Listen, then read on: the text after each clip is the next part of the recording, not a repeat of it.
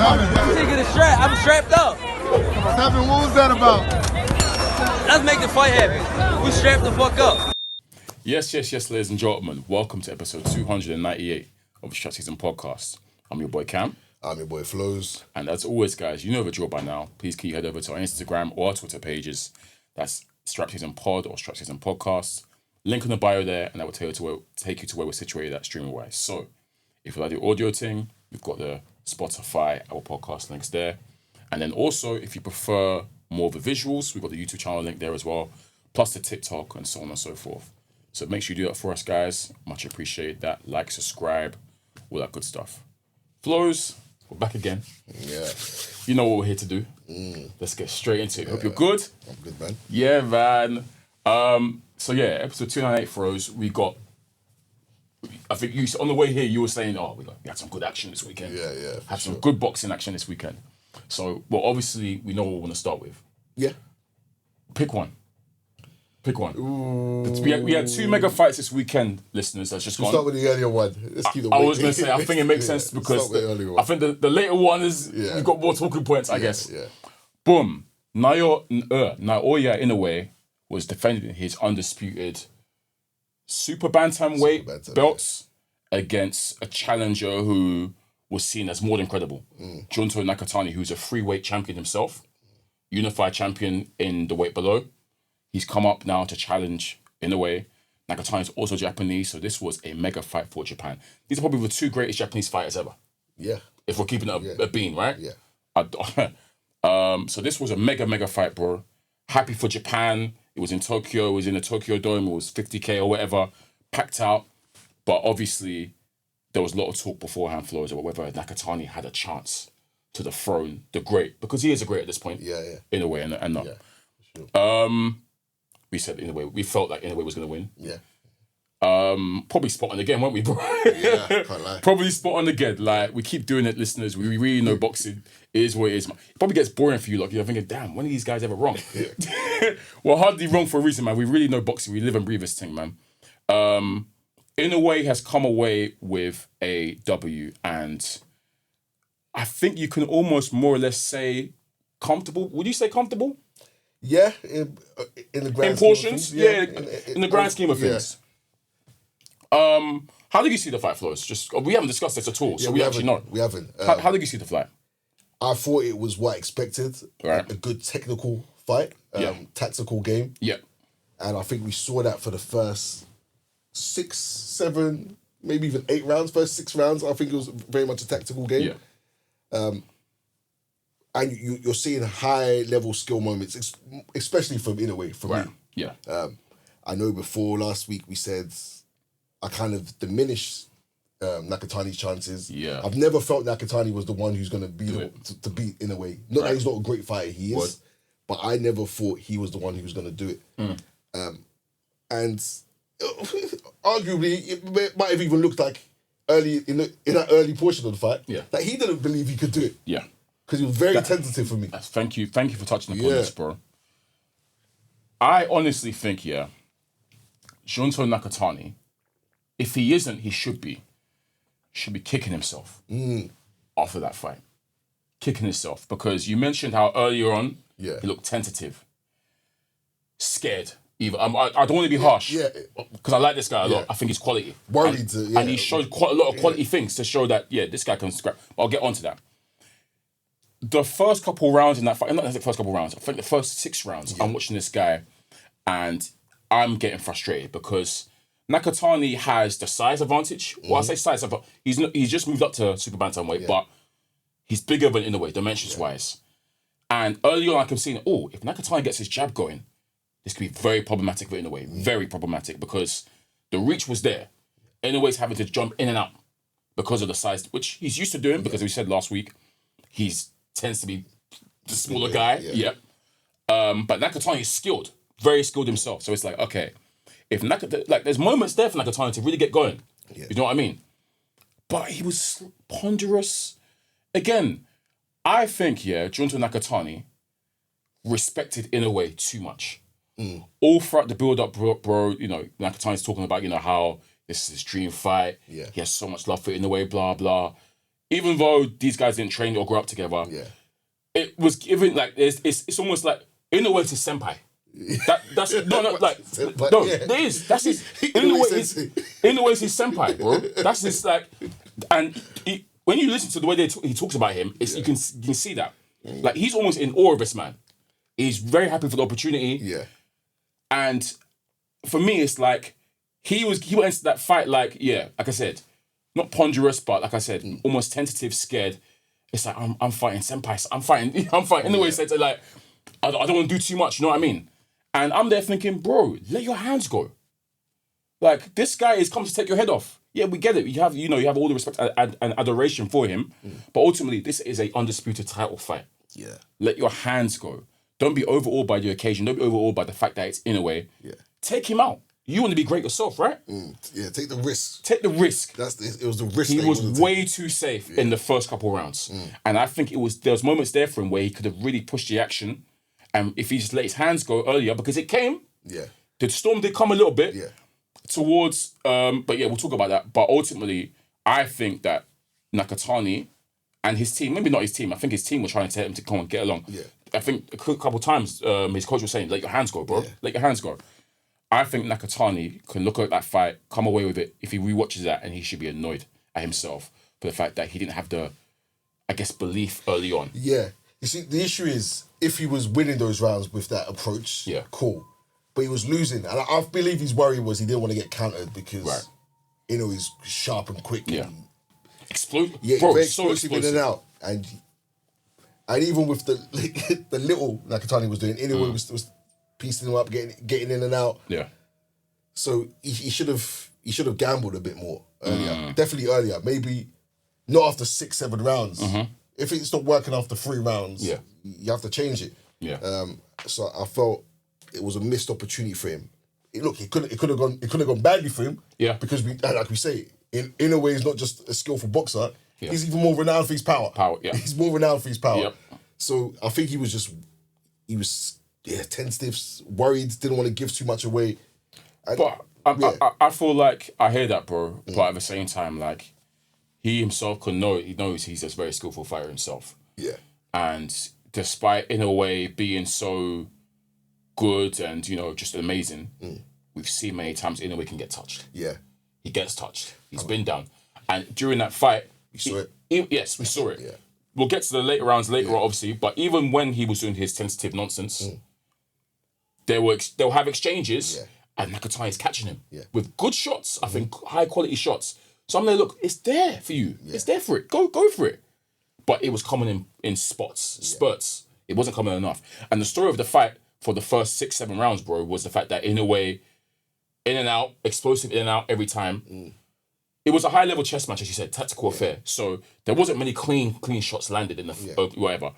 But Inoue's winning this fight off work rate, aggression alone, the fact that he's pushing Nakatani back and just outworking him, really. Outlanding him off that. But like I said, there was moments where I'm thinking, oh, great shot, good counter shot Nakatani, good this, good that. But it just wasn't coming often enough. And that's purely because of the fact that he approached it so tentatively in the early going. Yeah. Now, for me, I'm watching this fight, bro. I'm saying, bro, Nakatani's letting this fight get away from him. But I'm noticing the fact that Inoue is expending a lot of energy here. Yeah. Because he's in and out on his feet constantly moving, almost like a buzzsaw, kind of like, buzzing around, and which is how he fights. But again, it takes a lot of energy. So I said to myself, I won't be surprised if we see Inoue the work rate. We'll see if he can keep this up throughout, but it might take a dip, and we'll see what happens then. And sure enough, the dip did come. I feel like Nakatani had his best period of the fight in the, what was it? I gave him 3 rounds in the spin. It was like from round 7, 8, and 9, or 6, 7, 8. You know what I mean? Yeah. And this was purely because of the fact that Inoue fatigued. He tired out. You wouldn't say Nakatani up the pressure? Or you? I think he let his hands go more as well, which helped. But I think it was a combination of the two. I think Inoue looked visibly tired to me. And then Nakatani also then started letting his hands go more just before that. Yeah. And then I'm thinking to myself, okay, now this fight is getting interesting, bro, because Nakatani, I've given him the last 3 rounds. Yeah. Obviously, I've still got Inoue ahead by a good amount. Yeah.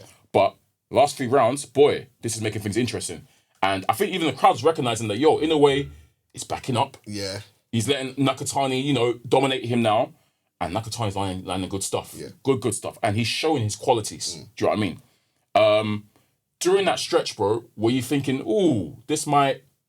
No, I was thinking, this is you come to life. You weren't worried. I wasn't worried either. Because Inoue was still landing and still exchanging. Right. But he wasn't controlling the story anymore. And like there was a shift where now this is almost... I was giving the rounds to Nakatani. Nakatani was winning rounds, but this is more even now. This is more competitive. Not to say that the first 6 rounds weren't competitive, but this is more like, okay, something could happen here, maybe a knockdown. This is kind of caught fire. So I was like, okay. It's what the fight needed, to be fair. It caught, it really caught fire in that stretch where Nakatani was, and they were kind of going toe for toe a little bit, but then Nakatani then started overwhelming him. That's when the fight was at its point, I think, at its peak in terms of interesting, because you're thinking, oh, Inoue's being pressured here. Nakatani's got confidence. All from letting his hands go more. But, bro, I think whilst this was going, obviously, this is a Southpaw versus Orthodox, so we know the potential risks fighters bear when they Southpaw Orthodox, clash of heads and whatnot. And at the most inopportune time for Nakatani. Was it the 10th round? Yeah. He just won the another round and he was doing well again. And there's been a clash of heads. And instantly, you see the cut open up on Nakatani. They pause the fight so they can look at and address that cut. And I've said straight away, oh, this is massive in a way. Because of the fact that he gets some rest now. Because he was looking fatigued, looking tired. Nakatani was pressing him. I'm there thinking, boy, that's only going to help in a way. Because one, he's seen blood now, so maybe he can target that cut. But two, he gets to rest a little bit. And not to say that I feel like, without this clash of heads, Nakatani would have gone on to maybe drop him or whatever. I still think Inoue would have been calm. But ultimately, after that 10th round, which I gave to Nakatani, 11 from 12, Inoue has come back with almost like a second win, bro, and then won the other 2 rounds. So I thought that clash of heads did come at the wrong time for Nakatani because he was building up the momentum. Not to say he would have won or done anything with that, but again, it was a momentum sapper ultimately, which is a shame. But yeah, ultimately, bro, Inoue got back on his box, got back on what he was doing in the first couple rounds, and was able to, I think, for me, take the rounds 11 and 12 just to seal the victory. Do you score it at all? Yeah. I didn't watch it live. Yeah. I scored it 8-4. Same. 8-4. Yeah, same. I think that's what the judges... I think 2 of the judges had that, and maybe one of them had it closer, actually. But yeah. I scored at 8-4. I said comfortable victory for Inoue for me. And as we saw, obviously, the result was read out. What was it? All 3 judges in agreement. 8-4. I mean, not 8-4, but all favour of Inoue. Comfortable defence. Ultimately, not comfortable, but you know what I mean. Like he like I said, it was competitive in portions, and but he won ultimately. So yeah, I mean, there's not much we can say more about that, bro. I saw some people saying that it was a boring fight. What did you think? Oh yeah, some people were saying that. People were saying it was boring. I enjoy high level. You know, we've said before this pod many times. We enjoy high level chess matches between 2 very technical fighters. Just seeing how they try and work each other out and break each other down. There was good moments from both fighters, and there was exciting moments for me. Maybe they expected bombs away and scrap. Nah, man. When you're of this level and you're high level, it's not going to be that. Yeah. You know, like, it's just how it is, you know. What might add to that as well, I think, might affect people is we know what the Japanese audience is like. Yeah. Very different to very respectful, the US, quiet, the UK. just oohs and ahs. Yeah. No, you won't see no... In no way. You won't see standing up. You won't see scraps in the crowd. You'll hear the corners. Yeah. You'll hear the corners. Yep. You'll hear them clearly. It almost seems, in portion. You're right, yeah. So I think that adds to where people like are not really paying attention as such because the crowd aren't oohing and ahhing. Yeah. So yeah, I think that affects it to a degree. But I thought I enjoy these kind of fights. Yeah. So yeah. Just wanted to see what you thought. Yeah, no, I didn't find it boring personally. Because it wasn't like it was devoid of action. Like it's different if it's a fight where there's no act, but they were both throwing. But yeah, like I said, man, I think Nakatani will be kicking himself really. He should let his if he let his hands go earlier. Yeah. Again, I don't think he would have won, but it definitely would have made it a lot more interesting if you ask me from a standpoint of can he get closer to it in a way? Okay. Look, ultimately, bro, I still can. Because I saw some people saying, Nakatani's washed. He's not washed, but he's rubbish. Should have never fought in a way, blah, blah. You know how people are. They're very reactionary. I'm still going to maintain that. I saw enough to see that Nakatani to me is an elite fighter. Yeah. Quality fighter. He just came up against a great. Yeah. Simple. And you lose to the greats. That's what happens sometimes. Well, I saw some people say they'd be happy to see a rematch. Yeah, I saw some. Yeah. Would you? I don't think. I don't think there's a need for a rematch. I'll be honest. I don't think there's any need for a rematch. Look, I know who I want to see next. Who's that? And it's not because a lot of people are trying to push Inoue Bam. Okay. I would rather see Nakatani Bam. Yeah. Personally. Yeah. Only because it makes more sense to me weight class. I think Bam's technically 2 below. Yeah, 2. Yeah. So if Nakatani's not going to stay at Super Bantam, I think in a way, from what we can tell, it's going to go up again. And we'll talk about that because, but in a way, I think it might go up again, which might leave that division now for Nakatani. So Bam will be a good challenger for Nakatani. And I think that's a tough fight. Bam could lose that. I think Nakatani, I think he's really good.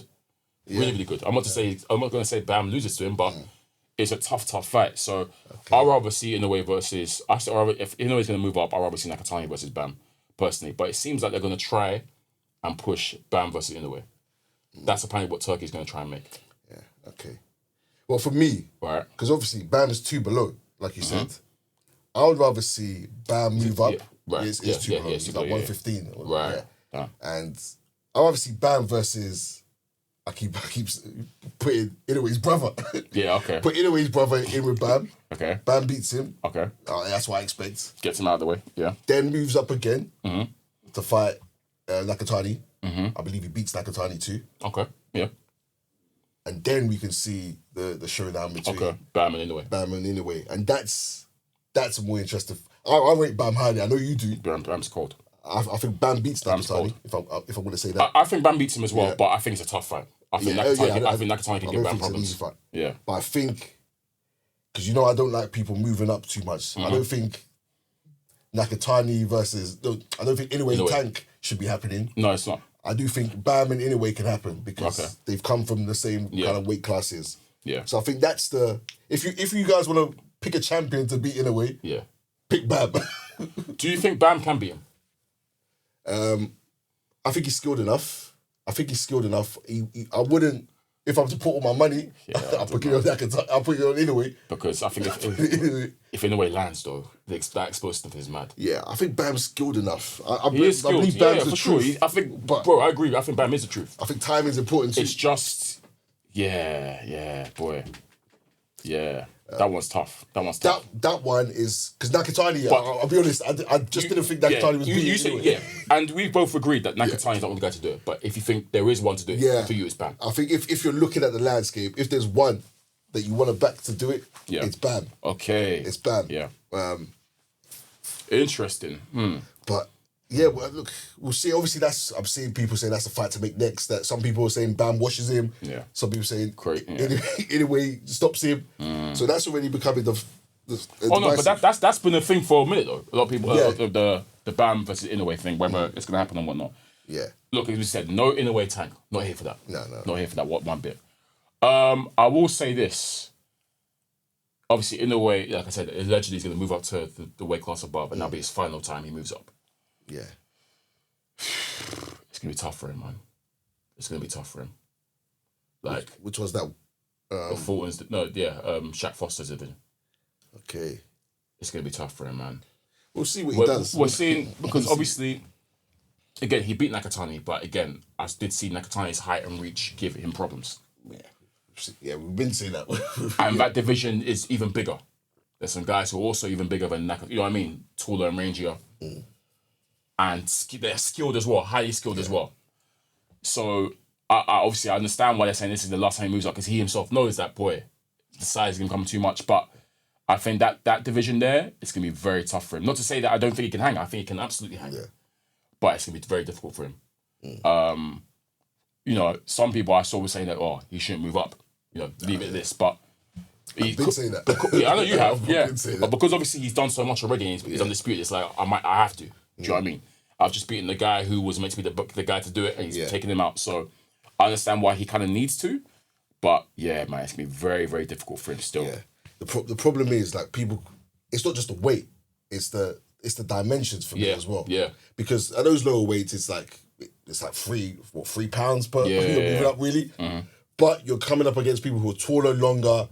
There's that Cuban guy. There's that Cuban guy in the division. I think he's like 5'10". I want Like that's 5'5". Yeah. It's long, man. It's long. Yeah. So, yeah, man. I'm worried about that one. I'll be honest. But obviously, I'm not here to stop anyone from being great. Yeah. I want to see Inoue and he's really great. Yeah. So yeah, if he wants to go for undisputed again in that weight class, fantastic. But it will be tough for him for sure. He's not gonna he cleared bantamweight, super bantamweight easily. He cooked everyone quite easily. That one there, I don't think it'll be as easy, but he can do it. He's a great, so we'll see. Yeah. That explosiveness is gonna be, and his speed. He's rapid, man. That's gonna be a big help for him. So we'll see. But yeah, shout out to Inoue, shout out to Nakatani as well. He'll be back for sure. He's quality enough to be back for sure. So we'll see, and we'll see where Ban fits into the landscape. But yeah, man, big up Inoue. All right, man. Flowz. Yeah. Mr. Benavidez. Yeah. Monstro. Monstro. Bad. Again, spot on. We were spot on. Yeah. We said we don't think Zurdo's going to handle the pressure, the relentlessness that Benavidez brings, the hand speed, the combination punching. I even said, I think he's going to stop him. You agreed? Yeah. Flowz, I think I was obviously watching that fight. The commentator had that stat how the person who landed the most amount of punches against Zurdo was the guy who gave him his only loss. Yep. Bivol, who landed 152 punches in 12 rounds. Benavidez surpassed that in 5. He surpassed the amount he landed in 5. Yeah, that's what he does. I just want you to listeners to resonate with that stat. Yeah. Bivol, 152 in 12 rounds. And Bivol smoked him, by the way. Yeah. Smoked him. Benavidez has damn near killed him. Flowz, that even the stoppage, I was wincing so hard. Yeah. The final one where it caught right, I said, yeah. And and when he went down, I said, yeah, he didn't get, I even said, don't get up, bro. Because I could see that. Yeah, the eye was... I said, if you get up, in fact, you might be blind now. Yeah. I said to myself, he's blinded him. Benavidez has put on another monster class. Yeah. This guy is getting... I think this was even scarier, Flowz, than the yard performance. And the yard rattled. I know that rattled. Yeah, the yard one rattled you. Yeah. And this was even scarier in my eyes. Yeah. Because he's done it to the bigger man, the bona fide track. Like Yard, we like Yard, but he hasn't achieved half of what Zurdo's achieved in the game. You said Zurdo's legit. That's what you said. You said Zurdo is legit. He's legit. A very legit champion. Top tier, world class fighter. And Benavidez has done that to him. Yeah. Like you said, scary. It's scary what he does. It's scary to watch. Look, credit to Zurdo. Because Zurdo was there fighting. He was fighting. He wasn't folding. He was there giving his best shot. Yeah. He was going for him, stepping to him, cracking to, landed as well. Look, it wasn't all one-way traffic. Yeah. Zurdo actually landed some good shots. Yeah. Zurdo, in fact, gave great resistance. Yeah. He was peppering Benavidez himself, going to the body, catching him. The issue is... He just got out peppered. That's the best way to put it. They were both close quarters, phone box stuff, throwing hands. But whereas Zurdo will land 2 or 3, Benavidez will land 20. How do you compete against that? How do you compete against that? That's not hyperbole. That's facts. No, yeah, I'm not even bantering. 20 shots to Zurdo's 3 or 4. Man. And Zurdo's 3 or 4 will be cold shots, like bopping Benavidez heads back. And you're seeing the sweat flying. You're seeing the sweat from a distance flying off him. Look, man, this fight, he said, we went exactly how we thought it was. Zurdo started trying to box him behind the jab, tried to establish his dominance, the fact that he's a bigger man. But Benavidez even indulged him a little bit in the first round. But then towards the end of the first round, he fired off that first. Yeah. Just to give him another reminder. Yeah. I said, oh, here we go. Then second round now, Benavidez is like, cool, he's activated. Started trying to walk Zurdo down. They're both fighting in close quarters as well. Yeah. And unfortunately, Zurdo got dragged into fighting Benavidez's fight. He tried to go machine for machine. Yeah. You can't go machine for machine with someone who's got a switch. He's got a switch on the table. Like, probably the worst person to ever go machine for machine with is David Benavidez. Because we saw it. Yeah. We've seen. It's not even we saw it. We've been seeing it. Yeah. This guy's been the same from day one. Mm-hmm. And Zurdo was killing me because 4th round, he's had probably the worst round of his career. Yeah. Been absolutely battered by Benavidez. And he's tried to fight fire with fire. And I said, what are you doing, bro? You're getting cracked. But he was, going forward. Then again, once Benavidez hit him with the 20 piece combo, you've seen Zurdo back up, and then take a knee. Yeah. I've said, bloody hell, man, this is damn near a wrap. And his eye's kind of bad at this point. Yeah. He's gone to his corner now. His trainers cooked him. What the hell are you doing? You're fighting this fight. Admonish, get back to boxing. Yeah. Fight behind the jab. Box this guy, move around. Zurdo has gone fifth round now. Straight to Benavidez. Straight to him. And just started throwing haymakers. And you see, with these champions, they're proud, they're prideful, bro. They're very ego. There was no way in hell Zurdo should have fought like that. But because Benavidez, and obviously these two know each other very well, they sparred bare. They're cool. They're cool. They're cool with each other. They helped each other prepare for world title fights and whatnot. So they're very cool. They know each other very, very well. Zurdo, I think he said to himself, I'm not a pussy, man. I'm not going out like this. I'm going to go out on my shield. F this boxing stuff.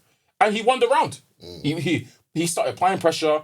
He backed Benavidez. I think Benavidez was actually quite taken aback by how much pressure he came with. But ultimately, it was futile because Benavidez was like, okay, cool. If you're going to fight my fight, perfect. I'm just going to unload. And he did this Benavidez thing.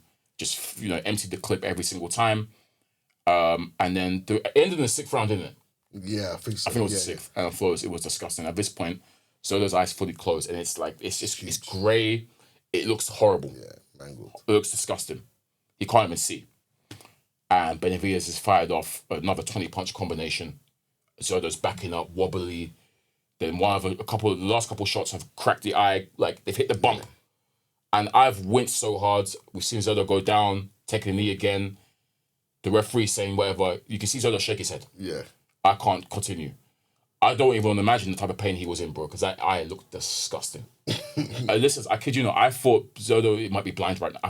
I said, Benavidez is taking his eye. He's blinded this man. Yeah. I was, genuinely worried. You don't think, because I wanted to ask you this. Yeah, go on. We've seen Daniel Dubois do something similar where against Joe Joyce, where his eye, whatever, and he took a knee and he couldn't continue. Yeah. And people killed him. People killed him. There was a lot of controversy regarding it. Yeah. What do you make of this from Zurdo then? It was the same as Dubois. Yeah. Let's call it spade a spade. It was the same as Dubois. Yeah. You can see him. He shook his head. Yeah. Shook his head. Optics though, it's a bit different to Dubois. Optics, it is a bit different to Dubois. I hear that. And you know what I mean? I'm going to explain. Yeah, explain. I think Zurdo was scrapping. Yeah. He was trying to throw hands. He was trying to go out on his shield, essentially. Dubois, it wasn't that. He was a lot more tentative. He wasn't really engaging like that. He just gone down and said, But Zurdo, the difference is slightly is the fact that Zurdo was actually throwing hands, trying to hurt Benavidez as well, trying to go lever for lever. So that's why I say it looks a bit different optically. Yeah. But it was fully a no-mas. It was a no-mas. 100%. Yeah. No doubt about it. I'm not going to, whatever. Obviously, we've discussed this many times on this pod, like, do you go out on your shoulder as a fighter? Do you say F this? Or do you try and save your career? I feel like as we've gone older Flowz and as we've progressed through boxing, I've kind of become a bit softer to the whole, you should actually try and preserve your career and save your career, for sure. Because you can lose eyes and we've seen boxers retire from eye injuries that could never recover, or boxers have never been the same after certain injuries. Yeah. So that's why I feel like maybe back then I might have been like, yeah, Zurdo, you're a pussy. You know what I mean? Yeah. But now, I can't lie, not so much. Yeah, I think, you know what, Zurdo, you did the right thing. You tried, and we could see the effort. You did try. Yeah. You got pieced up. Your eye is hanging on by a thread. Go and save your career. Save your career. Because if you continue that fight Flowz to the 12th, I promise you that man's blind. Yeah, I promise you. Good. But yeah, I hear that. I hear that completely. I like the difference with the Dubois one. Because Dubois tried in that fight to a degree and he had no success. This one, the Dubois one was from a jab. Was from a single jab and he took a knee. This one, we saw the combinations, the multiple combinations that backed him up and he went down. Yeah. There's nothing wrong with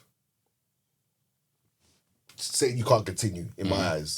It's a decision you have to make. And only the fighter can really make that decision.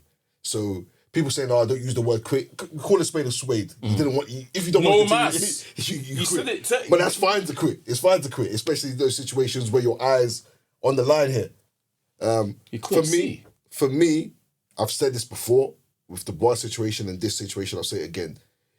These coaches got to start protecting their fighters, man. For an towel earlier. The towel should have flown in. Yeah. For me. When? What round? He's already taken the first knee. Yeah. He's got up, made it back to his corner. This knee, he took the knee, spat out his gum shields. Yeah. I think at 8, he shook his head. Yeah. And that's when the ref waved off. The towel should have been gone in for me. The moment he dropped. Yeah, the moment he took that knee. Yeah. Or you have a conversation with your fighter. Coaches, have conversations with your fighter. If I see you're taking a knee, your eyes swelling up, and you decide to take a knee, I'm throwing in the towel. Right. I'm throwing in the towel. And then you get up. Yeah. So it's not like you quit. I hear that. You get up. You don't stay on your knee. You get up. Because the next fight is going to use that against him. Yeah. The next fight is going to say that against him. They're going to use mental warfare against him. Yeah. It's going to be attached to him. I never quit when my eye was on the line. Yeah. You always get up. If you can't continue, take the knee. Yeah, I hear that. You can look in the corner or whatever. You can spit out your gum shield, but you're going to get up. I'm throwing in the towel in. If I see you take a knee in.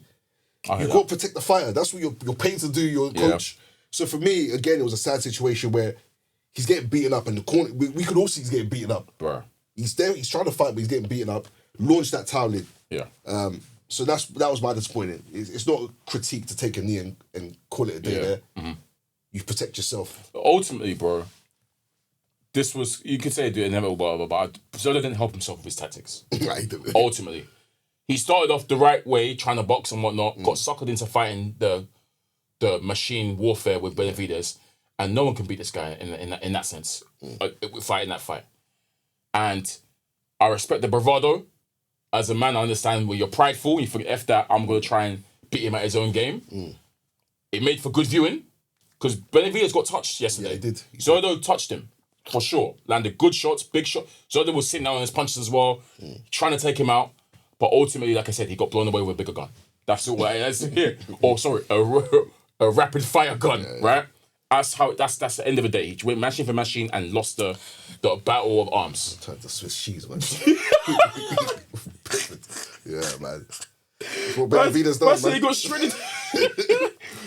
Grated. Man. But that's ultimately how it happened. So I'm not gonna go and say that, I've lost my train of thought. But anyways, yeah, Zurdo was. His tactics failed him massively. Yeah.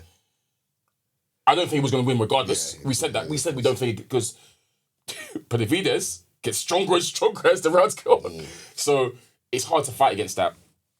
But I think the way he fought definitely sped up his demise, ultimately. Yeah, that's a fact. I don't know why he allowed himself to get stuck into that kind of fight flows. I don't know why. But yeah, that sped up his demise, ultimately. Benavidez was Benavidez. I did say he got touched. Well, compared to his last 2 fights, he got touched a lot more, which you would expect. Zurdo's a lot better of a fighter. He's better than Yard. He's better than whatever. But also his high guard defense was being employed again to some good degree. He blocked quite a lot of good shots. But at the same time, I also felt like he kind of knew that Zurdo couldn't hurt him too tough, so he was happy just to open up and get him out there. Yeah. What's next is the question. Look, man. What's next? With each fight, we're seeing Benavidez just look scarier and scarier and scarier. There's no doubt about it, bro. I keep saying this. He's a ridiculous problem. Well, he called out some names. He called out some names who he wants. Look. And now that he's operating between all these weight classes, apparently. Yeah. So I just want to say this first and foremost. David, Monstro. Stop calling out Canelo. Yeah. Give up. Just give up. Canelo left before his fight. Oh, Canelo was there? Yeah. He was there. He was there. Oh, he left the book. Yeah, he came to support Jaime. Yeah, yes. So Munguia was on the undercard. Munguia's champion again. He beat Resendiz, by the way. Canelo was there supporting Jaime. He left afterwards. Yeah. Canelo didn't even want. They asked him his prediction. They said, who do you think is going to win, Zurdo or Benavidez? He said Monstro. Canelo said Monstro was going to win. Yeah. He blew out. Cut. So afterwards, he's called out Canelo again and said, "Okay, Canelo was in the building. Yeah. Do you want to fight me now?" You got give up. Yeah, that man will not fight you, and he shouldn't fight you. And he shouldn't. He shouldn't fight you. Canelo, keep ducking. Canelo's the smartest man in the world. Nah, keep ducking. Canelo needs to come out and just say, I'm not fighting this dude. just come out and say it. Like, stop it. Just say stop it. Leave me alone, bro. Like, I'm not fighting him. Yeah. I'm not fighting the cruise. You should just come out and say, I'm not fighting the cruiserweight. Yeah. I'm not fighting the cruiserweight. That's it. Or a light heavy. Yeah. That's what he needs to say. Yeah. And then it's done. Because, look, we said Canelo was right to duck, and some people said, you guys are condoning ducking and whatnot. In this card, yeah. In this case, I am. We've said before. That's like saying, if Crawford, if Benavidez called out Crawford. Yep. I'll say Crawford, don't do it. I'll say the same thing. Don't do it. I say no, duck or whatever. It doesn't make sense for you to fight someone who can operate a cruiserweight, bro, and potentially heavyweight. Yeah, we'll talk about that as well because I was thinking, bro, that performance had me thinking a lot, bro. I'm gonna let my thoughts out now. Yeah, go on. Because all this time I've been saying I've been confident, bullish. Bivol beats this guy, man. Bivol. And you know there was sparring stories about how Benavidez apparently treated him in sparring. And we said we don't believe that. Whatever, man. Bivol all day. Standing 10 toes down, Bivol. Can't lie, a couple of my feet are up, bro. A couple of my toes are up, bro. I can't lie. Bro, Benavidez can beat him. Yeah, he can. He can beat him. We'll see if it gets made. If I'm Bivol, I might look at ducking soon. Frack! Yeah. The way I'm seeing, bro, when I see it right off those 20 punch combinations in the minute, in 10 seconds, I'm thinking, F that. It's just long, man. It is long. It's a mugging. It's a one man rushing you. But it feels like 10. Yeah. Depends on your approach as well. Look, I think he has a size advantage over Bivol as well. That's the thing. That's the thing. A big size advantage. He has a big size advantage over these men. These men are getting older. I think we said last episode. We said this last week. That as time goes on, Benavidez's chances are going to get better. He's like 27. Bivol's going to start to fade. We're going to see an eventual decline in Bivol. Absolutely. Beterbiev and all them. And Benavidez is just going to hit his prime. So, it's definitely possible. It's definitely doable. I said last week that my preference would be Jao Pattaya. Yes. There's people who are saying he should go up and fight Usyk. Yep. And they even say he beats Moses the Talma. Yep. So I saw saying he gives AJ a bad day as well. They're going from Canelo to AJ. Yep. That's a huge amount of. What is your preference? Jao Pattaya. Jao Pattaya. Yeah, it's a Jao Pattaya fight. I'll be honest. I think that's one of the most exciting fights you can make in boxing right now. Probably potentially the most exciting fight. It's bombs away. It's not going 12. It's impossible to go 12.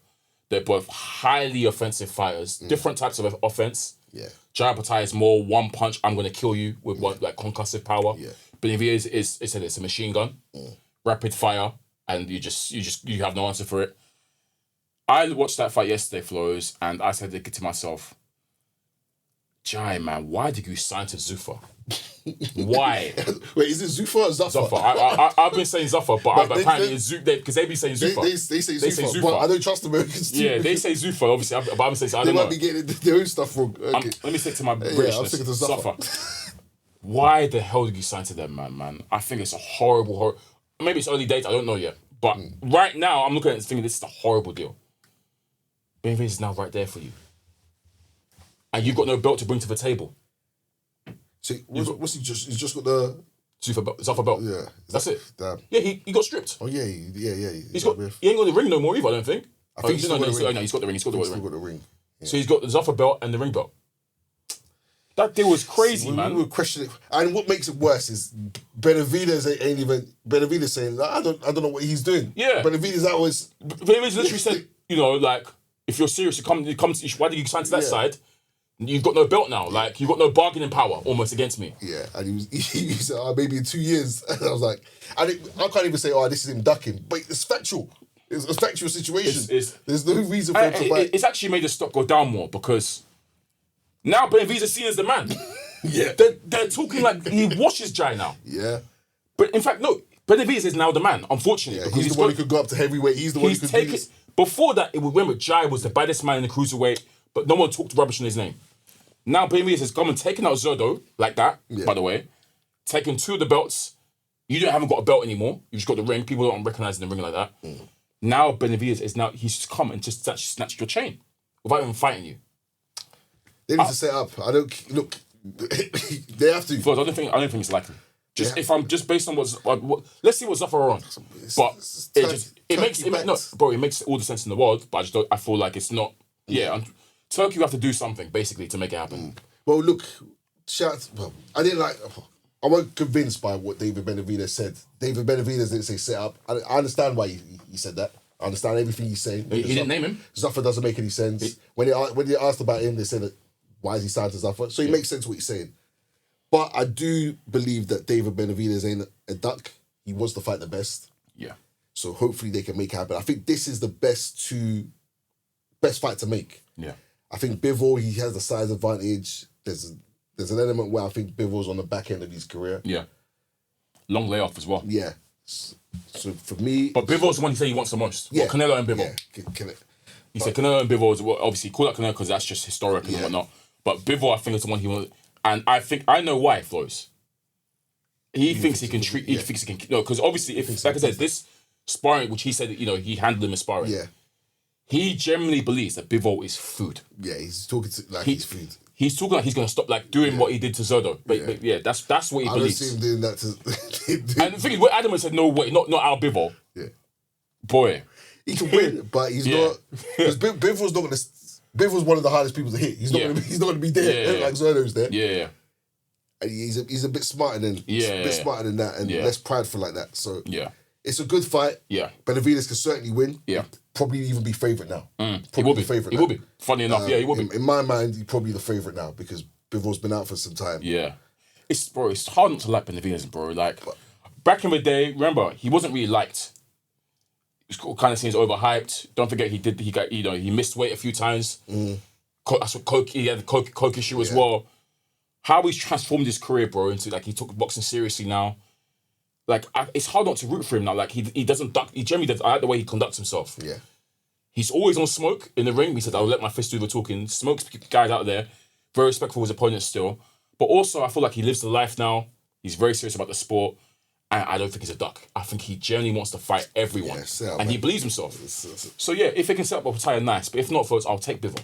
I'll take Bivol. Yeah. 100% I'll take it. Yeah. Because they're mega fights as well. Yeah. What about heavyweight? I was thinking yesterday that I think this guy is probably going to end up at heavyweight. I think he will. I think he might dip his toe in to see how he handles it. And if he handles it well, that guy's going to try and campaign at heavyweight, for sure. Yeah. I think I don't mind that. Because I thought Zurdo would probably go to heavyweight at one point. You know what? I wouldn't mind it. I don't know what I prefer. I'd be intrigued. I don't want him to go to heavyweight now. I think he needs to handle cruiserweight and light heavy first. Yeah. But I will not be surprised if one day we see David Benavidez at heavyweight. And he will be an intriguing opposition for everyone there. If you get... Because he would... Bro, he looked faster at cruiserweight. He did that like heavy. Yeah. Yesterday. Do you know what I mean? Yeah. So he's going to come with that crazy hand speed. Yeah, whoever said him v Moses Atama, that's piqued my interest, you know. I could tell. I'm pondering it. I'm just trying to envision it. Like, are we really saying David Benavidez can... Moses is going to break him, I'll be honest.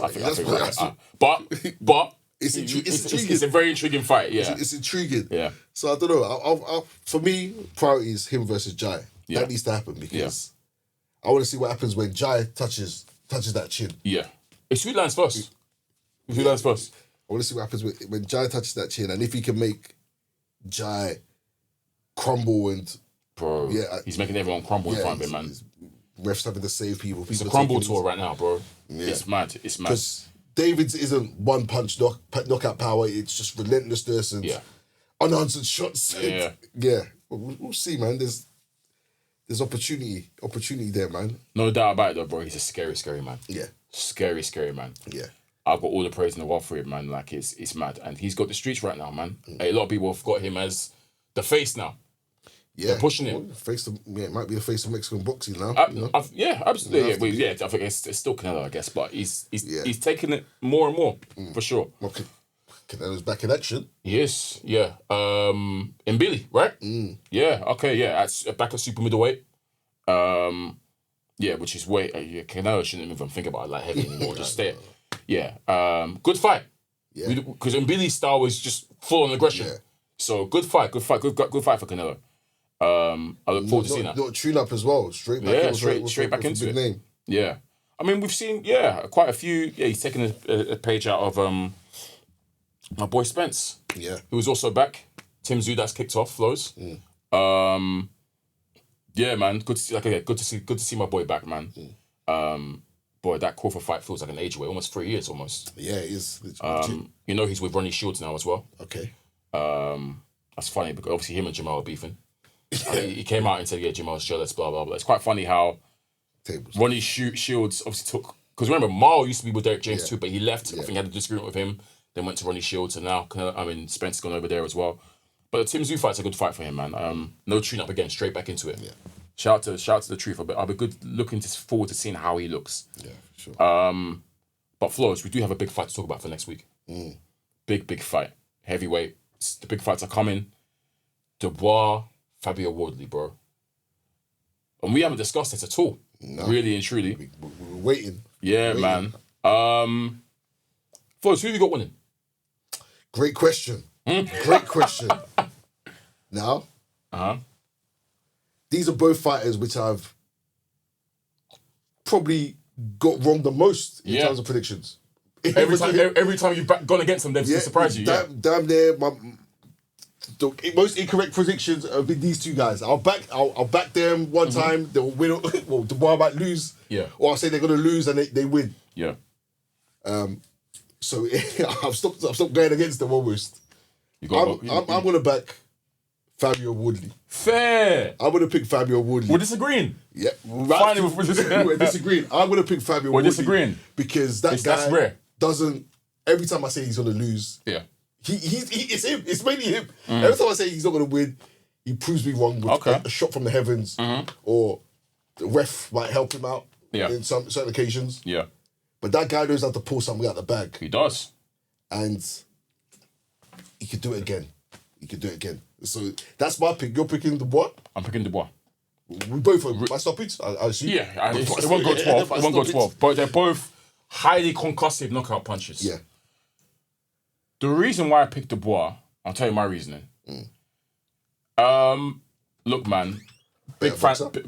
Essentially. Big fan of Wardley. Yeah. What he's achieved in the game is crazy. From coming from 5 white collar fights to world title. Yeah. That's one of them movie story. Like you wouldn't expect that, right? Yeah.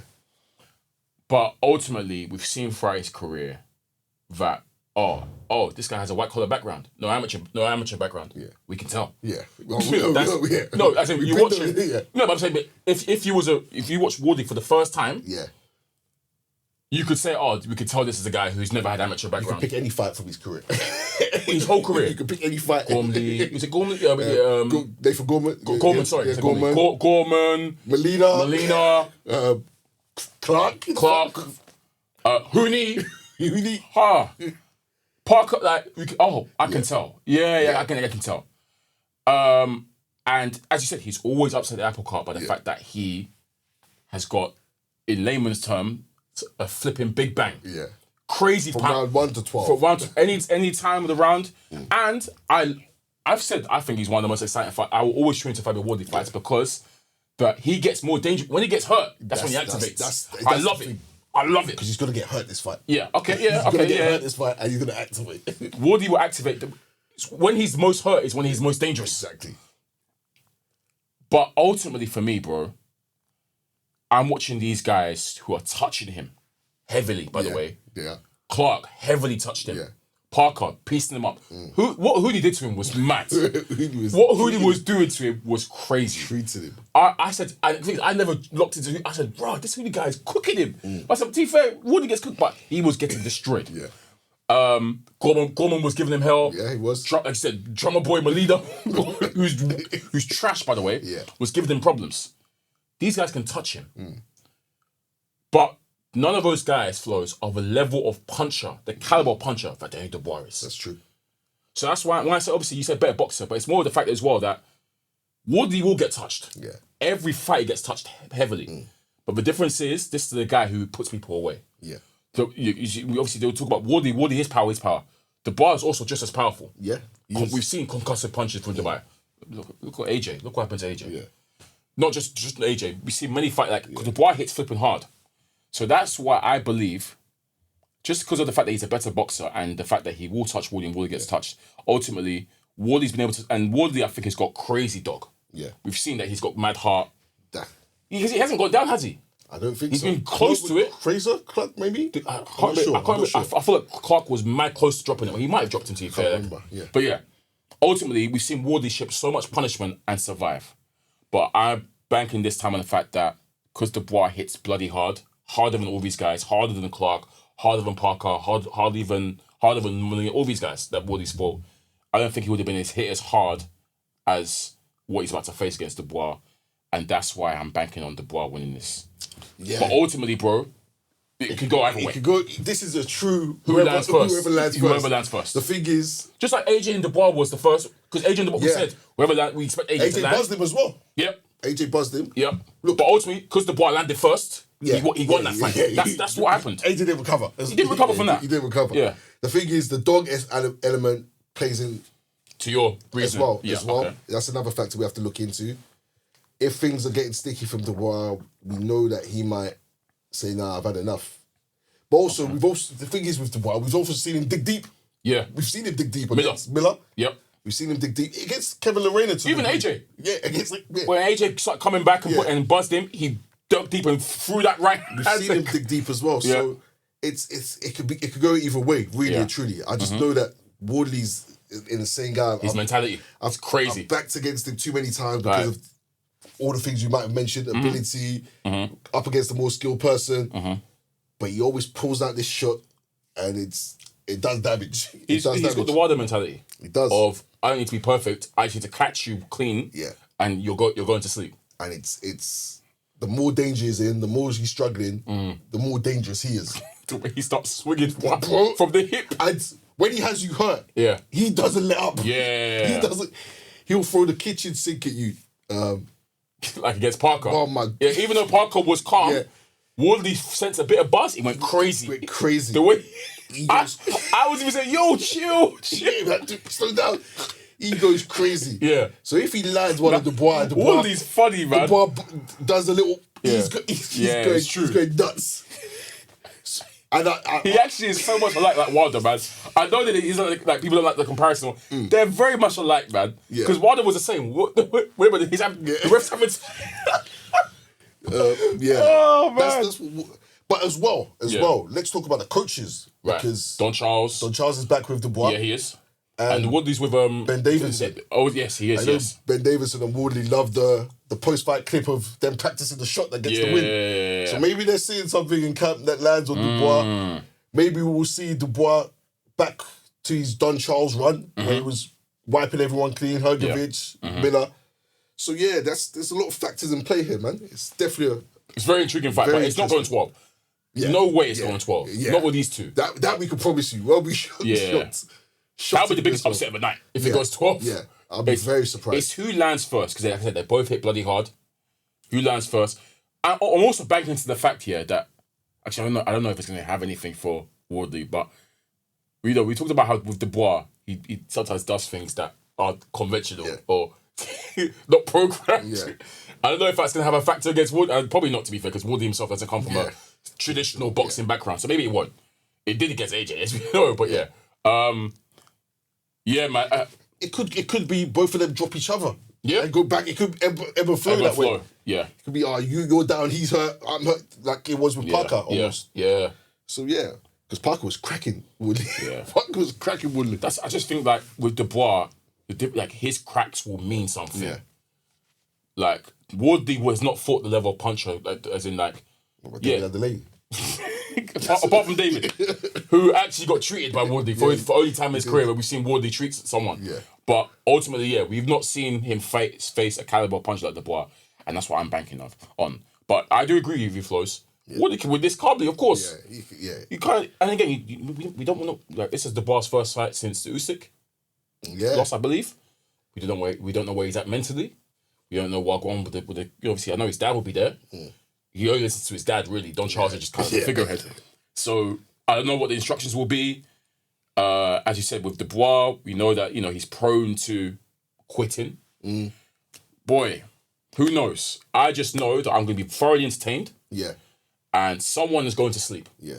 Someone's going to sleep. There is as well. If you do see their gloves are off or face off thing. Yeah, I didn't finish it, but I did. Well, yeah. I got through most of it, but Wardley said that they sparred a few years ago, yes. and he admitted that Dubois cooked him. Yeah, Dubois got the best of him in those early sparring. So yeah. Look, the thing is, I don't think either of them take too much from that. Bro, it means nothing, especially with Wardley. That means nothing. Yeah.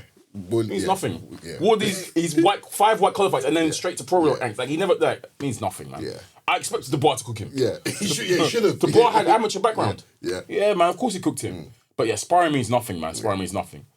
And it's funny because Wardley likes to get into, he does like a little of the mind games back and forth, whatever.